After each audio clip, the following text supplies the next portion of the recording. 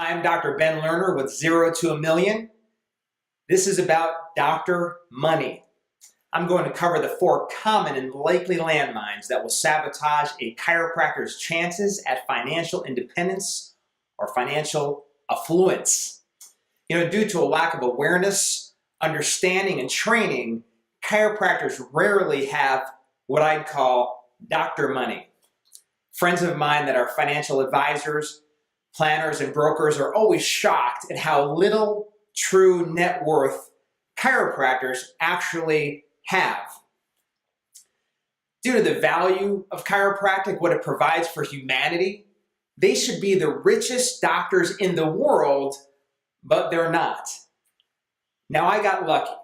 My mentors insisted I go through a multi-weekend financial training program designed specifically for doctors, and that I do this right when I graduated. I was also really fortunate in that 2 of my early patients were billionaires, and they actually wanted to help me. They were so thankful for the care I provided that they took me under their wings, taught me many critical business principles, and guided me through, or even away from, many investments. I also learned when I didn't listen to any of these people, I lost lots of money, and I gained a lot from that experience as well. Now, in this video, there's a couple of points we've got to make. Number 1 is there's just this basic setup for failure that causes doctors of all kinds to suffer. And I want to make sure when you leave it, you've got some plans to gain affluence. Now, when people go to school, and this is to be really any kind of doctor, they assume that eventually they'll have doctor money. Unfortunately, this only happens to a really small percentage of the doctors. Now, I think when anyone, doctors included, are asked whether after many years of work or practice that they have achieved actual financial independence, I saw a stat that said the answer is only 1%. Probably smaller than you thought. Now, when you think of doctor, you just don't think of financial independence or security. There's an assumption with a doctor that there'd be affluence, they'd be financially affluent. Yet, if 1% were secure, you can only imagine how small the actual number of affluent people are. Now, this is not to say that doctors don't heavily participate in consumerism. Consumerism is actually killing doctors. While very few have doctor money, they do buy doctor things. Most doctors have bought many depreciating assets that actually take away from their chances of financial independence or affluence. This is things like a home, BMWs, Maseratis, Mercedes, boats, jewelry, and on and on. Now, what I've learned is that doctors often look like doctors on the outside, but they are deep in debt and going nowhere financially on the inside of their bank account or their brokerage accounts. Here's the concern. Now, God forbid something happens to these doctors and actually takes them away from their ability to practice. If most doctors stop, they couldn't support their family or live anywhere near the lifestyle that they desire. And this, of course, regardless of actually being able to one day retire or have some choices later in life. Now, of course, some of your financial planners will lie to you and tell you that you're right on track. And sure, if the stock market grows by 8% a year, you'll be absolutely fine. But it's just as common that stocks and bonds drop off or go flat as that they ever keep doing well. In fact, mutual fund portfolio and financial security do not go together at all. So a quick tip actually is that a good financial advisor is always nervous about the economy and concerned about your financial future. It's the poorer ones that are all rainbows and sunshine. Of course, that's so that they can keep you pouring money in and taking more fees out. But more on choosing things like the right doctor financial advisor at a later video. So here are 4 of the major financial and life management challenges doctors face and how we can help you to overcome or completely avoid them.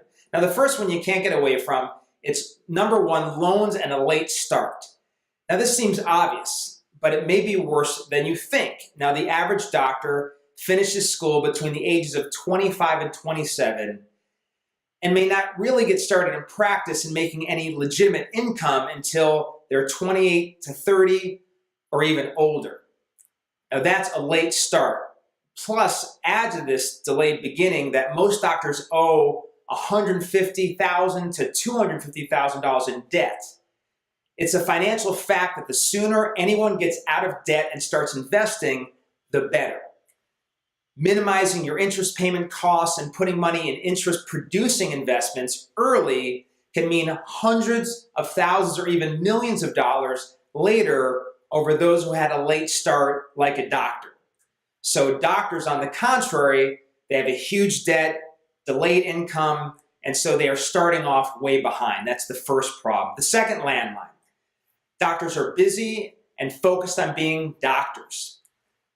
A doctor is often too busy to spend time monitoring their finances, looking at fees to professionals, giving careful attention to purchases, or investigating whether or not they have the right people managing their money. As a result, they may see a decrease in performance that could have been avoided, that again can make all the difference between wealth or financial stress all throughout your life. Number three, the third landmine: unconventional shots at wealth. Doctors generally make really great incomes, they just fail to turn it into very much. At some point, many doctors end up feeling like they could be making a fortune somewhere else if they just leveraged all that money they're making. While that has been true for some doctors, it's really not very common. It's a well-known fact that around only 1 in 30 venture capital investments ever actually makes money. And that is for people that have time to put into thoroughly investigating the opportunity, and they have the training and experience necessary to weigh the good investments from the bad ventures. It's likely that more like a 1 in a million venture capitalist doctors ever make any money. These unconventional investments we're talking about here are not normally a good decision for doctors. It's not just that they're bad investments, but that doctors, they don't look into businesses outside of business with very much experience or skill. And once again, they don't have time to really look at it or monitor the investment. The fourth landmine is consumerism. One big reason chiropractors don't have doctor money is that they buy doctor toys before they can or they should. Mostly it's just more debt and pushing you further and further under and behind. A nice car, a house, a boat that cost a percentage of your net worth are bad ideas. You should be putting that same money into funding your kid's college fund or loading up your future investment portfolio. Now, thanks to what I learned early on, I was financially set for life within 5 years of graduation. In fact, the only time I ever derailed that was a nasty bout of consumerism that shot my overhead up so high, I would have had to been like a movie star or a celebrity quarterback to be making enough money to just relax. Thankfully, I quickly sold all of that, and I could go back to enjoying my life, spending time with my family again, and have whatever choices for the future I wanted to make. My goal is to be able to do the same thing for you. To teach you what I learned way back at that beginning, right back at that multi-weekend training for doctors that was all about money, and to teach you from my 2 billionaire mentors. I've also, of course, at this point had 25 years of experience as a chiropractor, a chiropractic coach, and a doctor investor. Practice is no fun when you have to do it for money. It's stealing time away from your family, and it leaves you without a choice, whether to do whatever you want to do, buy whatever you want to buy, or go wherever you want to go, or do whatever you want to do. No one went to school and spent that kind of money on loan to lose their freedom. I want to make you that 1% who can honestly say they have financial freedom, and even that smaller percent that has actual doctor money who can be considered affluent. You deliver as a chiropractor the most valuable healthcare service in the world, and you deserve to feel secure and well off for it.